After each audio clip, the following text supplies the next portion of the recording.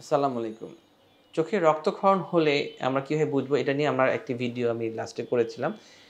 আশা করি আপনারা সবাই দেখেছেন। আজকে যেই বিষয়টি নিয়ে কথা বলব, যে রক্তক্ষরণ হলে আমরা অপারেশন কেন করব এবং অপারেশন করার পরে কখন দৃষ্টি উন্নতি হতে পারে, আর অপারেশনের পর অনেক সময় দৃষ্টি অনেকের উন্নতি হয় না। কেন উন্নতি হয় না? এটা নিয়ে একটু আলোচনা করব।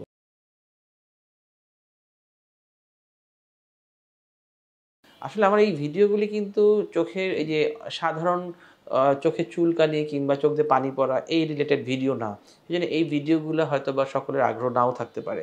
কিন্তু চোখের যে অনেক জটিল সমস্যাগুলা নিয়ে আমি সবসময় আলোচনা করার চেষ্টা করি।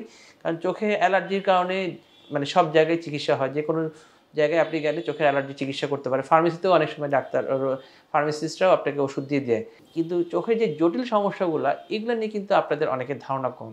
আর এই ধারণা কম দেখেই রোগীগুলা চিকিৎসা ঠিকমতো পায় না এবং অনেক দেরিতে আসে কিংবা দেশের বাইরে চলে যায়। দেশের বাইরে যেতে অনেক সময় লাগে এবং দেশের বাইরে যেতে যে সময়টা লাগে, তাতে কিন্তু চোখ অর্ধেক নষ্ট হয়ে যায়। যার কারণে আমার এই ভিডিওগুলা করার উদ্দেশ্য হচ্ছিল যেন সচেতন করা, যে আমি যেই চোখের জটিল সমস্যাগুলো আমরা সবসময় দেখেছি, ব্রেইন নিয়ে রক্তক্ষরণ হয়েছে কিংবা হার্টে স্ট্রোক হয়েছে। কিন্তু আপনার চোখের স্ট্রোক সম্পর্কে কিন্তু অনেক মানুষই জানে না। যখনই আমি বলি আল্লাহ চোখে স্ট্রোক করেছে, তা রোগীরা একটু অস্থির হয়ে যায় যে স্যার চোখে স্ট্রোক হয়?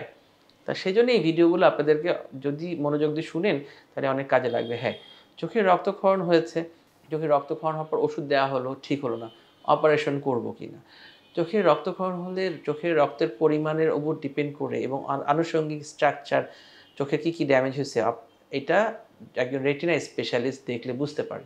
রেটিনা স্পেশালিস্ট দেখে তখন আপনাকে সাজেশন দিবে অপারেশন করতে বললে। এখন অপারেশনের খরচ নিয়ে অনেকে প্রশ্ন করে। অপারেশনের খরচ নিয়ে আমি কখনোই আমার পেজে বলি না। কারণ এটা একেকটা হসপিটালের বিষয়। হসপিটালের যে কোন ইন্সট্রুমেন্ট ইউজ করছে, কোন মেশিন ইউজ করছে, কোন হসপিটালে কাজ করছেন, প্রাইভেট না সরকারি, মানে বেসরকারি না স্বায়ত্তশাসিত, কোন হসপিটালে অপারেশনটা হচ্ছে, যে ডক্টর অপারেশন করছে সে কত অভিজ্ঞ কিংবা সব কিছুর উপর নির্ভর করে অপারেশনের খরচটা নির্ভর করে। সুতরাং অপারেশনের খরচটা অনেকেই কমেন্টে সেকশনে লেখেন যে অপারেশনটা কী হয়, কত খরচ হয়।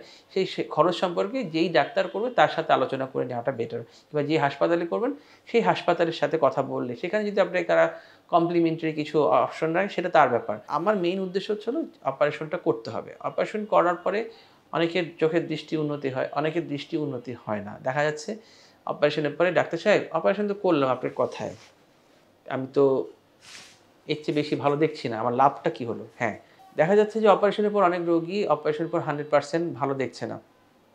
কিন্তু অপারেশন করার উদ্দেশ্য হচ্ছে চোখের রক্তটাকে সরানো। চোখের রক্তটাকে না সরালে চোখের ভিতরে আস্তে, আস্তে চোখটা আস্তে, আস্তে ড্যামেজ হয়ে যাবে। চোখটা আস্তে, আস্তে সম্পূর্ণ হারিয়ে যাবে। হারিয়ে যাবে মানে করেন যে চোখটা আস্তে, আস্তে নরম হয়ে যাবে, চোখটা আস্তে, আস্তে সফট হয়ে যাবে। কারণ রক্ত তো বের হওয়ার রাস্তা নাই। চোখে রক্তক্ষরণ একবার যেহেতু হচ্ছে বারবার একই জায়গাতে রক্তক্ষরণ হতে হবে। অপারেশন করে কি হয়, চোখের রক্তটাকে সরিয়ে দিই। সরিয়ে দেওয়ার পর ওই যেই জায়গাটা রক্তক্ষরণ হচ্ছে সেই জায়গাটা আমি লেজার করে দিই। তার ভিতরে একটা মেডিসিন দিয়ে দিই, সিলিকন অয়েল যেটাকে বলি। তো সিলিকন অয়েলটা দিয়ে থাকলে অনেক সময় রক্তক্ষরণের প্রবণতা আরও কমে যায়।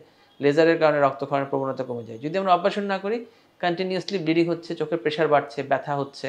পরবর্তীতে চোখের উপর যে নার্ভটা আছে ওই প্রেশারের কারণে নার্ভটাও ড্যামেজ হয়ে যাচ্ছে। অনেক সময় চোখে রক্তক্ষরণ হয় রেটিনা থেকে, অথবা চোখের নার্ভও ড্যামেজ হয়। সেসব ক্ষেত্রে অপারেশনের পরে রক্ত সরানোর পর রোগীরা অনেক সময় খুব ভালো দেখতে পায় না। সেসব রোগীরা অনেক সময় কমপ্লেইন করে, তাহলে অপারেশন এত খরচ করে লাভটা কী? আপনারা একটা জিনিসটা খেয়াল করেন, অনেক সময় ডায়াবেটিস রোগীদের কিন্তু পায়ে গ্যাংগ্রিন হয়, পায়ে ইনফেকশন হয়। অনেকের দেখা যাচ্ছে পা কেটে ফেলতে হচ্ছে। এরকম সিচুয়েশনে অনেকেই পড়েছে। আপনারা অনেকেই জানেন আশেপাশে আত্মীয়স্বজনের চোখে ডায়াবেটিস নিয়ন্ত্রণ না থাকার কারণে পায়ে ইনফেকশন হয়ে পা কেটে ফেলতে হয়েছে।